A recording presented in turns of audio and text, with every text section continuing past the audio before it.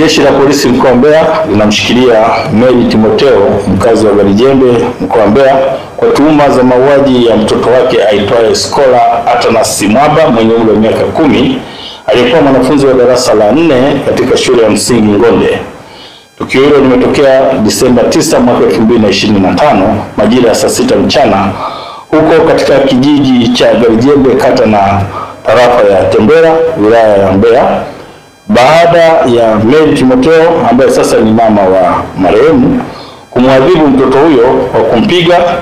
kwa kitu kizito kichwani kwa madai kwamba mtoto huyo ni mtukutu.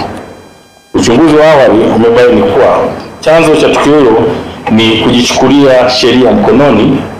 kwa kumwadhibu mtoto wake kwa kumpiga hadi kufa na kisha kuutupa mwili wake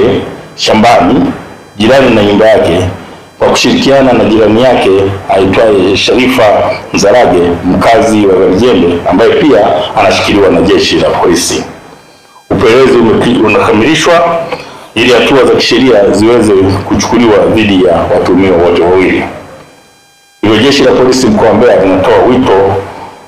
kwa baadhi ya wazazi na walezi kuacha vitendo vya kujichukulia sheria mkononi kwa kutoa adhabu kali kwa watoto wao, na badala yake watoe adhabu za kuwarekebisha na kuwafundisha mienendo mema ya maadili ili kuepuka madhara yanayoweza kuwapata, ikiwemo kuwapotezea maisha kama hivi au kuwasababishia ulemavu.